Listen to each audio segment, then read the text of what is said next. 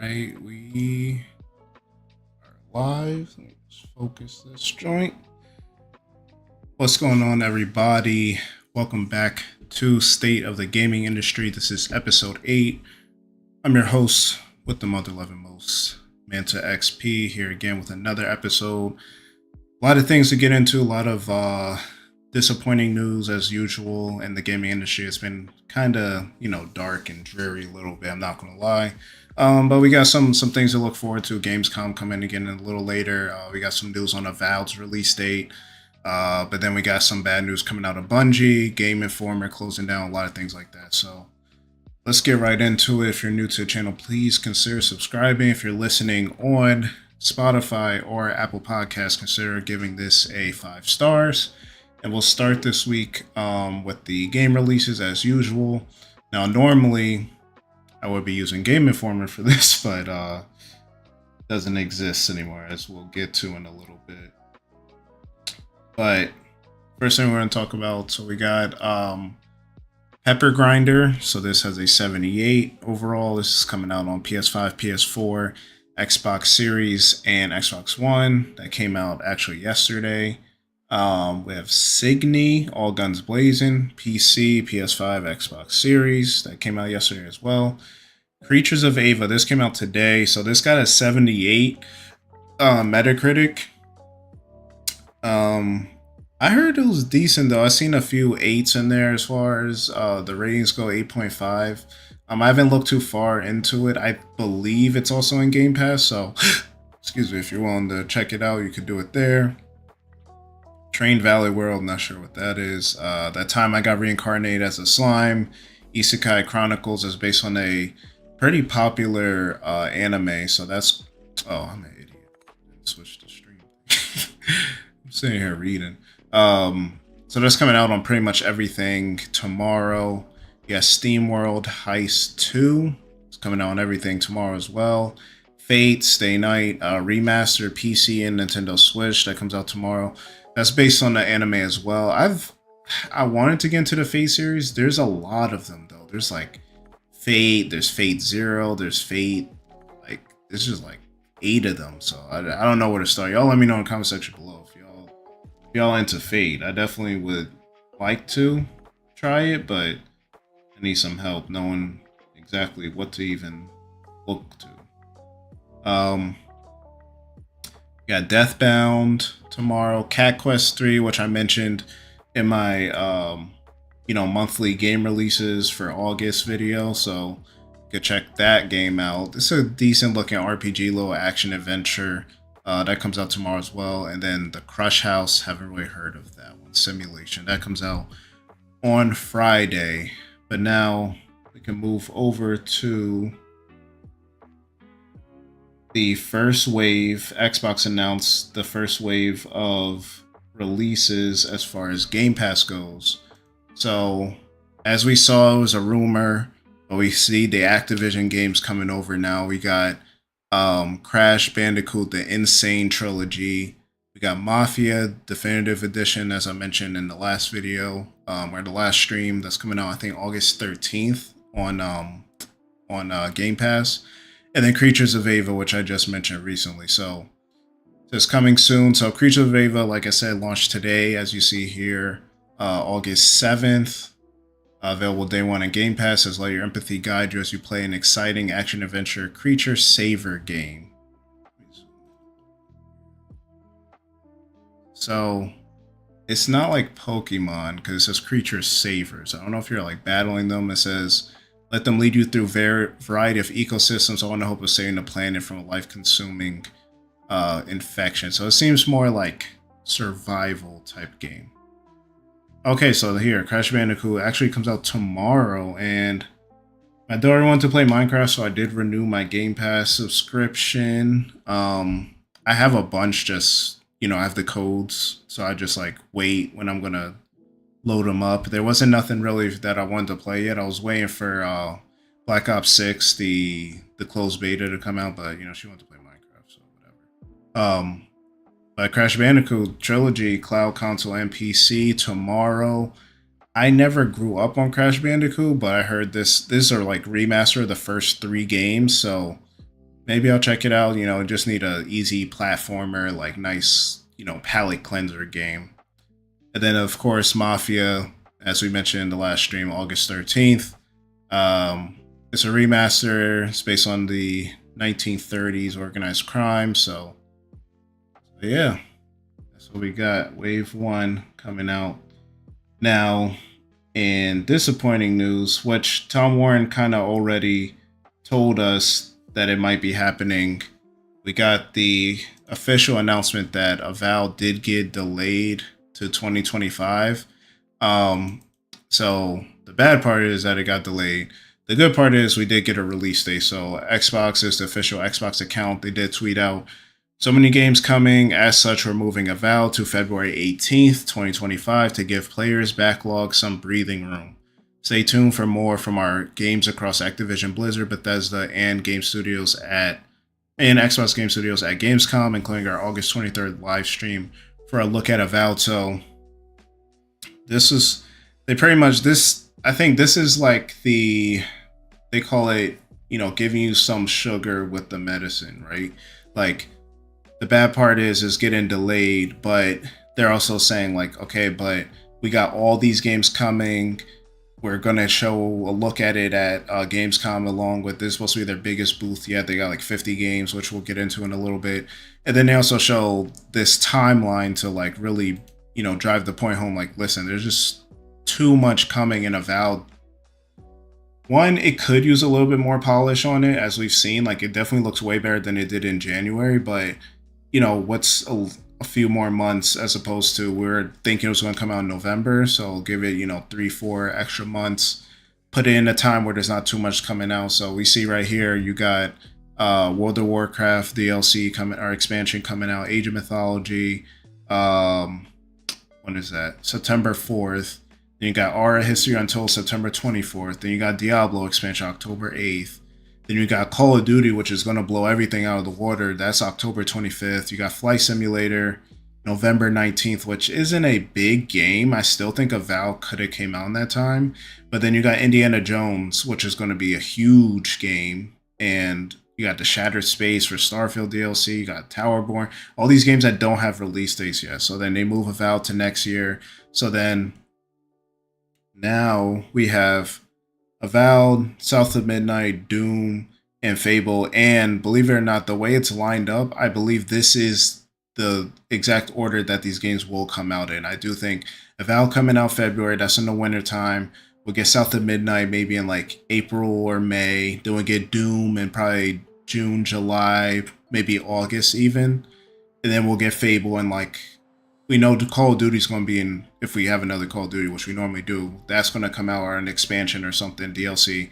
That's going to come out in October, November, and then Fable could slide in there as well. So you get Call of Duty maybe in late October, and then Fable like end of November, mid-November, or something like that. So yeah, I mean, I'm still looking forward to Avowed, but again, it could wait a little bit, get more polish, leave more room for other games, and like I said, backlogs too. Like, people are still trying to play stuff.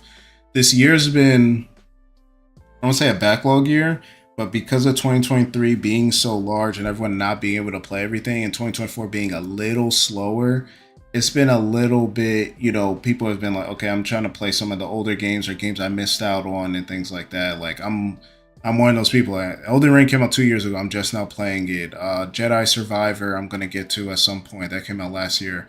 Alan Wake 2, I'm going to get to at some point. Phantom Liberty, like all these games. So, it's not a rush. So that's all good to go. But now, speaking of Gamescom, let's look at some more details on what Xbox has going on with Gamescom, which is coming up in a couple of weeks. I gotta see when their thing is, because I would like to live stream it.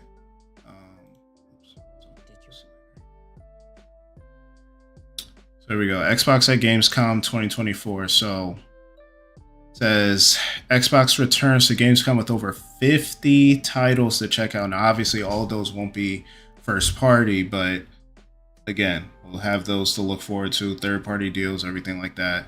It says the booth will include a theater, photo ops, a gear store, and more.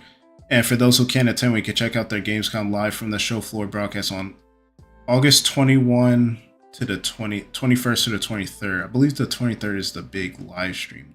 So that's going to be the big presentation. So it says, following this year's... Let me zoom in a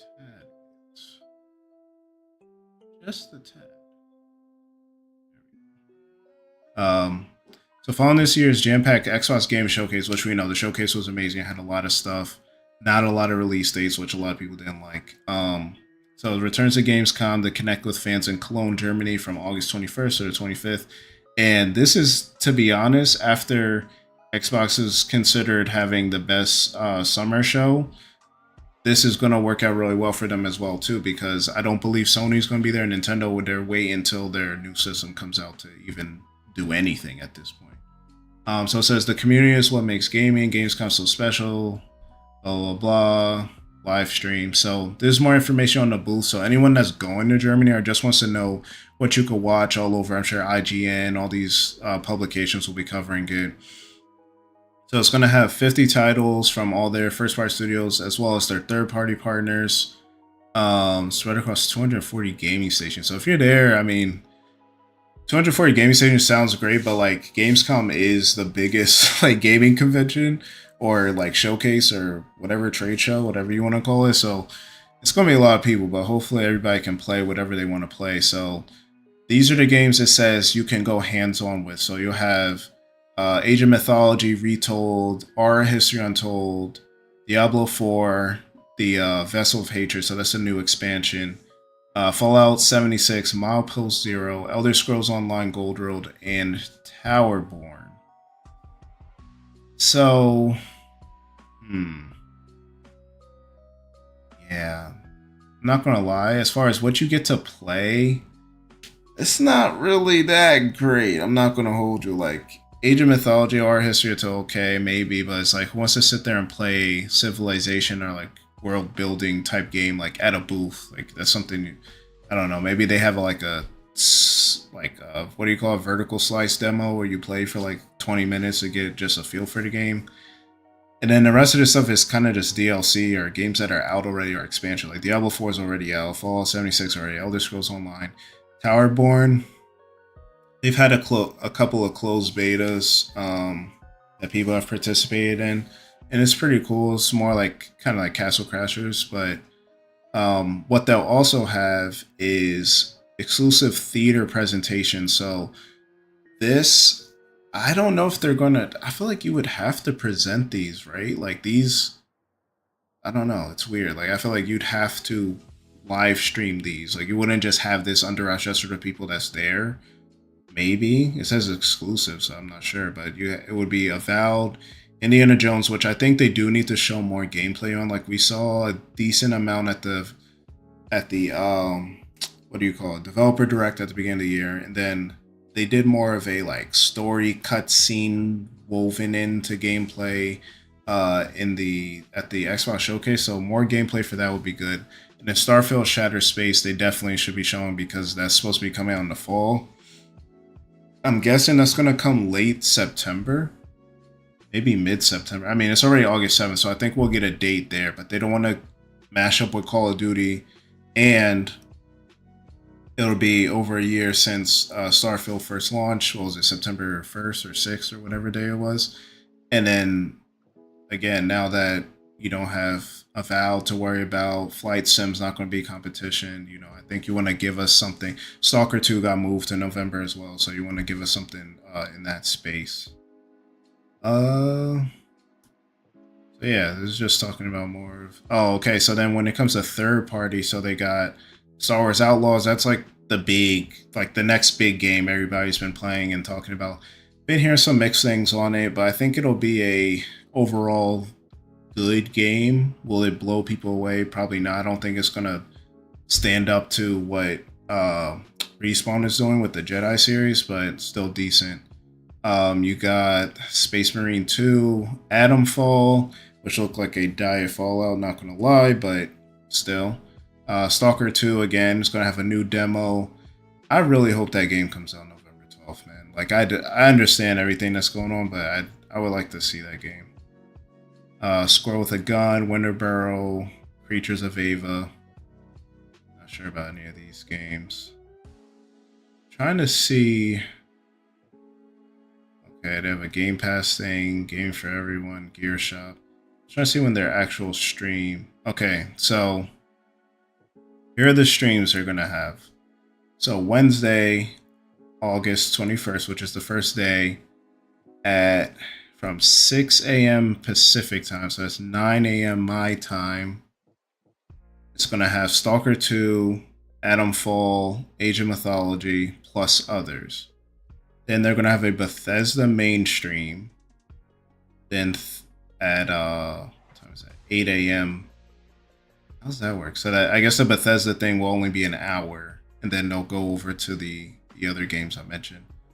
Thursday, they'll have Xbox at Gamescom again. That is, yeah, I don't get why they're doing the times backwards. So Bethesda again, mainstream will be 8 a.m. and then the rest of the stuff will be at 9 a.m.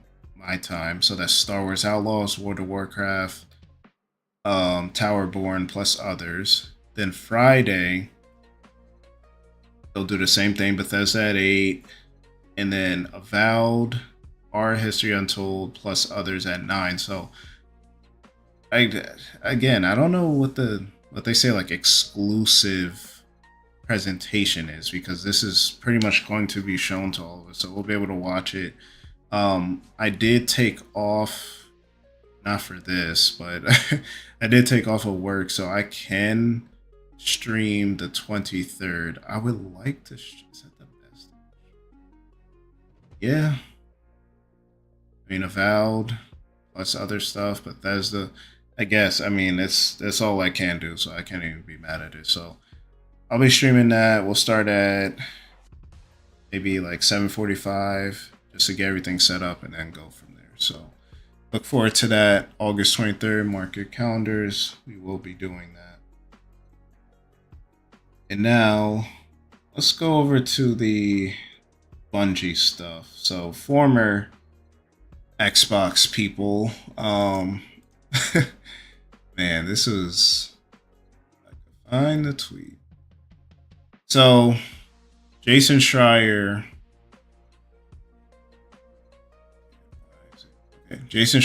posted this on, what day was this? So, on July 31st, Bungie posted that they were laying people off and everything. So they're shrinking from, normally they had 1,300 people at the company. They're shrinking down to 850. So 220 are being laid off. 155 people are moving to Sony. So, Sony owns Bungie now, even though they're still technically independent. I forget how that works. I think it's like, they're independent, but it's based on how they perform, which I think Sony, we'll get into it. 75 people are moving to a new studio, and I think that's to work on a different game outside of Marathon and Destiny. So we can look at the article from Bungie, and this was from... So this is from Pete Parsons, who's the CEO, and we'll get into him later as well. Pause. It says, this morning I'm sharing with all of you that some...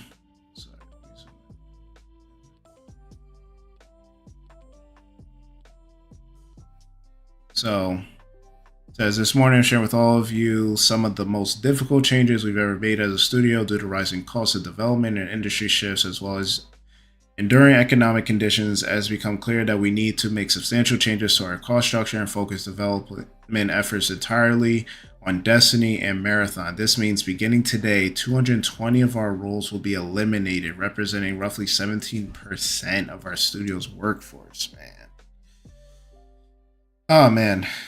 Today's difficult, painful day, especially for our departing colleagues, all of which have made important contributions, blah, blah, blah. This is all, there's just kind of what I was saying already. The 155 going over to SIE, Sony Interactive Entertainment.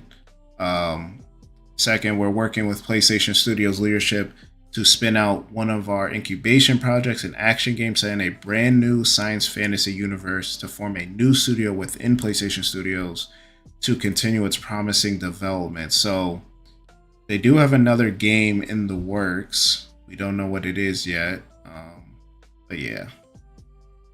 So this is important here. So it says, let's unpack how we ended up in this position. Oh man. So for over 5 years, it's been our goal to ship games in 3 enduring global franchises. To realize that ambition, we set up several incubation projects associated with senior development leaders from our existing teams. We eventually realized that this model stretched our talent too thin too quickly. It also forced our studio support structures to scale to a larger level than we could realistically support given our 2 primary products in development, Destiny and Marathon. So, as I said, they've planned to have 3 ongoing, as says, enduring global franchises. So we know Destiny's been going on. Well, Destiny 1 was since like 2014 to 2017. Then Destiny 2 has been going on from 2017 till today. But I believe they said they were doing like the last expansion soon or something like that. I don't know what's going on with that. So then it says, additionally, in 2023, our rapid expansion ran headlong into broad economic slowdown, a sharp downturn in the games industry, our quality miss with Destiny 2 Lightfall, which I did hear was a disaster from a lot of fans. And a need to give both the Final Shape and Marathon the time they needed to ensure both projects. Blah, blah, blah. So the problem with this is, and you could call it a problem or not, but it's kind of it kind of just looks crazy on his part. So this is from Culture Crave. So it says, Bungie CEO reportedly spent over $2.3 million buying classic cars after the Sony acquisition. This was uncovered the same day he made a statement saying they laid off 220 people because the company was dealing with quote-unquote financial challenges. So I'll just say this real quick. So you can spend your money however you want, right? He was the CEO. He got money after Sony paid $3.6 billion, which in hindsight is not looking that great. I believe since that acquisition, they've only had one Destiny expansion, which was the Lightfall expansion, if I'm not mistaken, and that wasn't received that well. So, in the Final Shape, I think so. That would make 2. The thing is, it just looks bad. Like when you talk about optics, like you have former employees talking about they couldn't afford groceries. You got former employees saying, "Oh, you spent all this money on cars while we're struggling, and you're laying people off." And you're saying, "Oh, due to economic downturn, and we overestimated and all this." And it's like, again, when it comes to the gaming industry, as of late, they overprojected after COVID and just over hiring and all these kind of things, not understanding like the economy as a whole, and there would be a return to form at some point as far as the economy goes and people spending and the prices of everything going up. And unfortunately, when it comes to the gaming industry specifically, and I'm sure other companies, the first thing that happens when people are trying to cut costs is they cut labor. They just lay off a bunch of people, and the CEOs keep whatever money they were supposed to get. And again, that's just how the structure is. Should it be like that? I don't know. Someone would have to change that, but there's just no consequences for the people up top. And that's not good for any type of industry. There's no accountability. There's no nothing. It's, hey, we get rich. Oh, we got to cut costs. Okay, cut these people out. Oh, lay these people off. Or cancel this project that fans have been waiting 6-7 years for.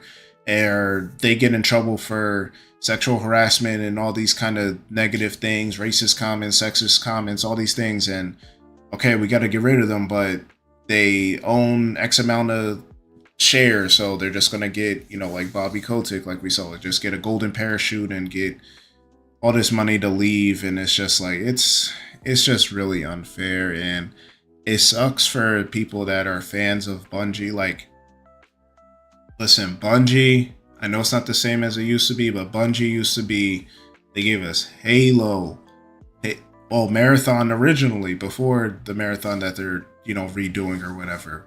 But mostly Halo Combat Evolved on the original Xbox, Halo 2, Halo 3, Halo ODST, Halo Reach, Destiny 1, Destiny 2, Blueprint 1, Watch the Throne, Black Album, Dark Fantasy. Like, they was just hitting us over the head with just some of the best first person shooters of all time. And now to see, like, they were overvalued.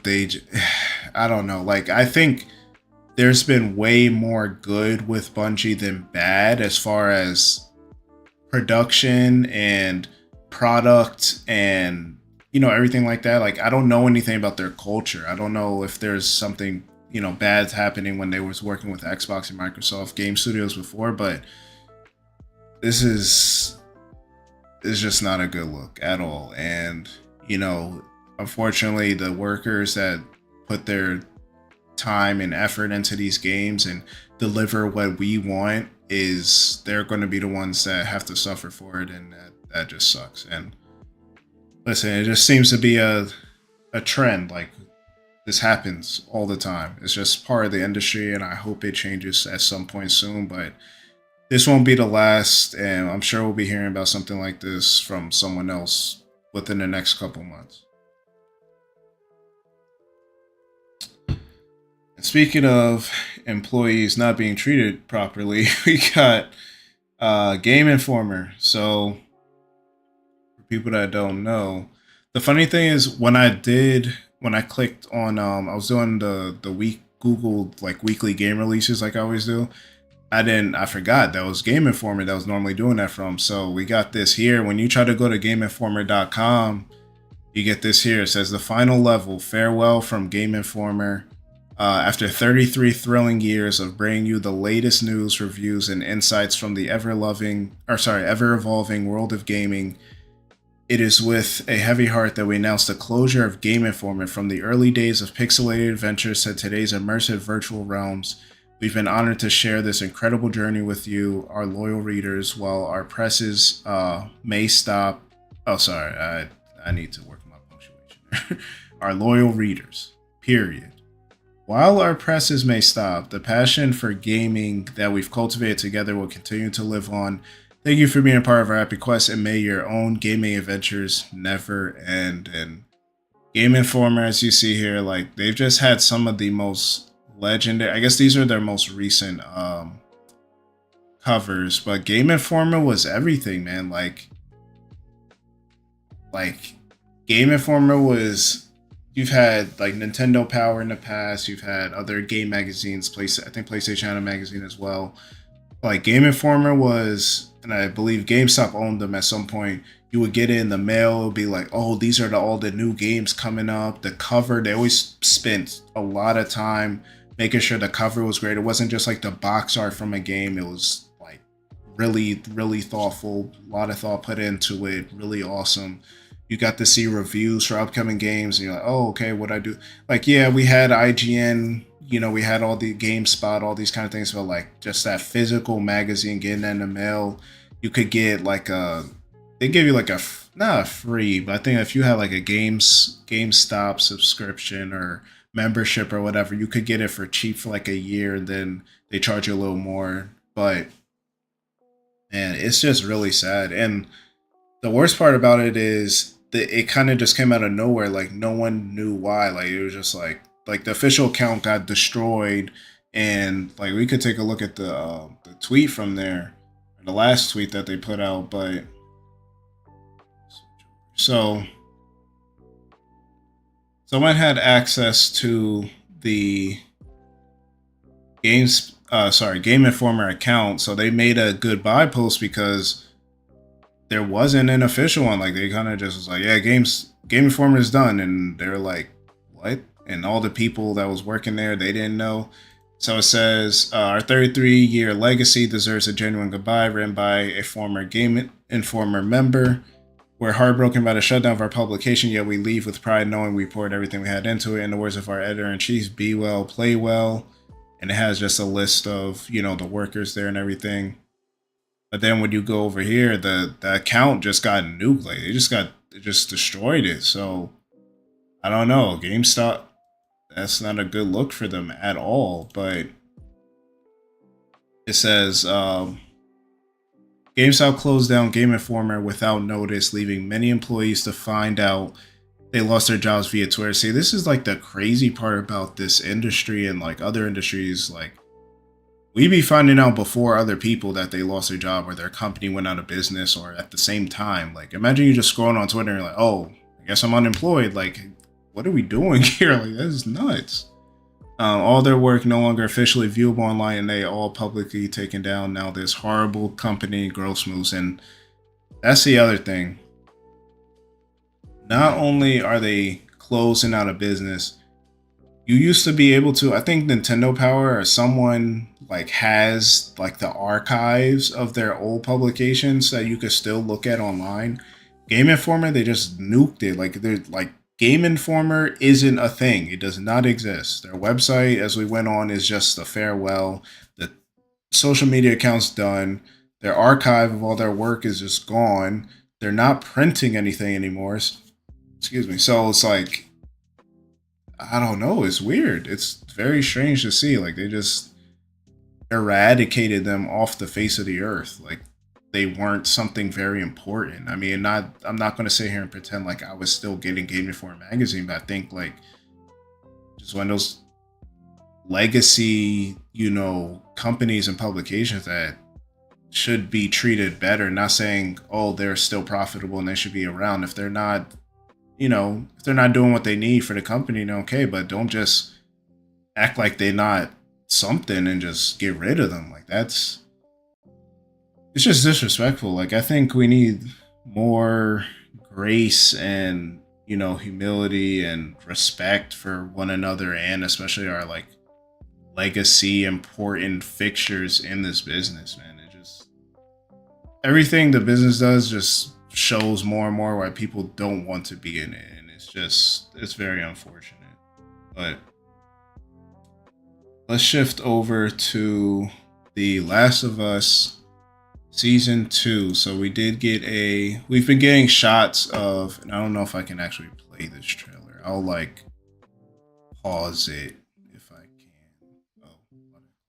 Like, I'll like pause it at certain parts and just commentate. So Last of Us Season 2, a lot of people are looking forward to it, especially as big as The Last of Us was for the first season and as beloved as the games are. Obviously, people that have played the second game know, there's certain controversial decisions that were made as far as the game goes, but we'll see how they do that with the video game. So you see in the first scene, it's the famous, the dance or the local, whatever they had in town. So you see Ellie,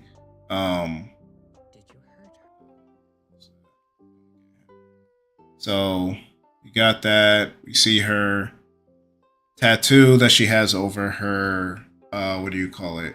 She got bitten or whatever, but we know she's immune, so she has that sitting there. Then I believe, okay, so then we have the scars. We have, I believe this is Abby.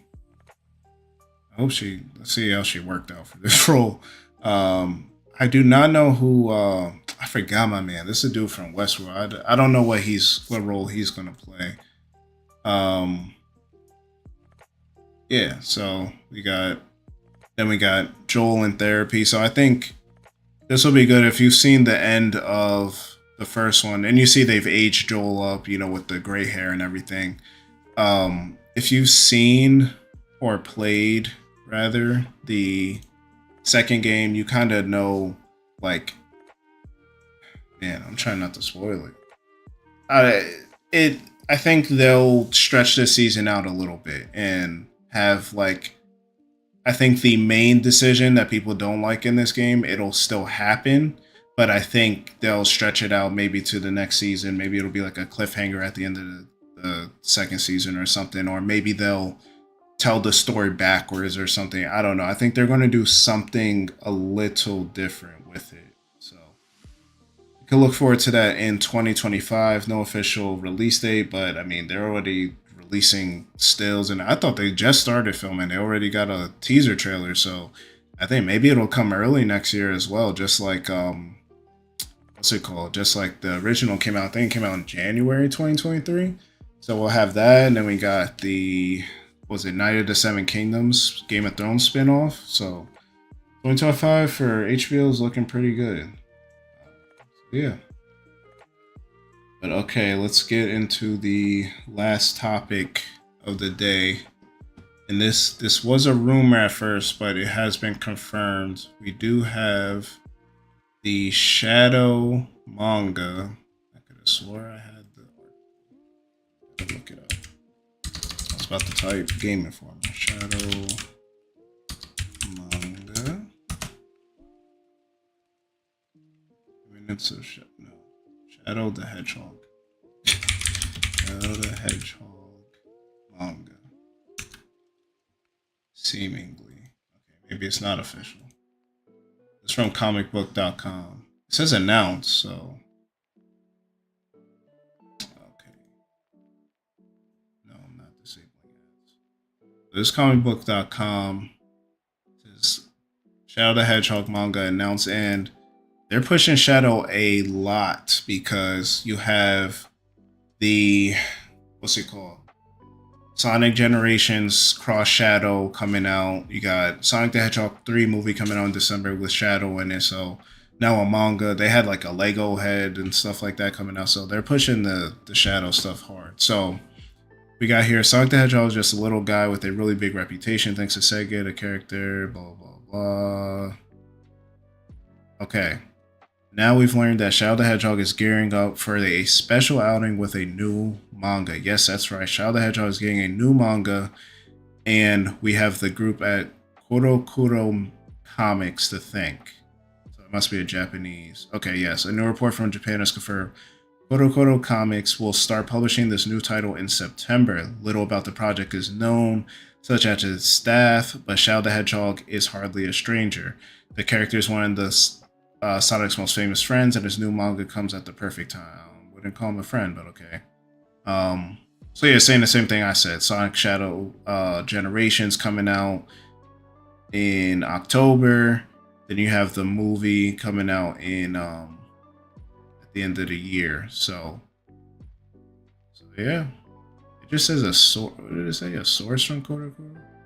Oh, it says a report from Japan. So I guess it's an official announcement, but not really. It just seems like it's like the words are out there, but we're just waiting for it to come out. So Shadow manga, like I said, I'm all for it. I'm willing to read it. I kind of wanted to get more into comics in general. So not saying manga is a comic. I'm just saying like I read manga from time to time too. But I'm just saying more in like the video game stuff. Like I want to read the Last Ronin, the Ninja Turtles joint, which I think is more of a graphic novel, if I'm not mistaken. But this is something I'll definitely read. I'm willing to get into. I got the Shadow the Hedgehog game as well.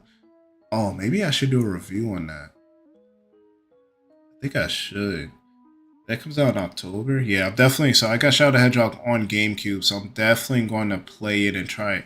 I think I'll do a review on that right before the Generations game comes out. That's a good idea. So I'm gonna do that. Then we got the movie at the end of the year, like I said. So that's smart. Like right now, Shadow is super hot. You got movie coming out. You got him in the Sonic Prime show on Netflix. You got the Sonic Shadow Generations game in October. You got the manga coming out. Like they are the Lego set. Like they are pushing Shadow hard. I think Sega's in a really good spot to do it. And yeah, I'm all for it. Like I said, I'm a fan of Shadow and on to indulge in anything they putting out with Shadow in it. So, but yeah, that will wrap it up. That's all the topics we have for tonight. So I do appreciate you guys as always. Keep a lookout for the videos on Sundays. Do leave a like on this. If you are listening on audio, Spotify, Apple Podcasts, do rate 5 stars, of course. Watch the previous episodes, share with your friends, everything, all that good stuff. So appreciate you guys. Subscribe to the channel, and I'll catch you.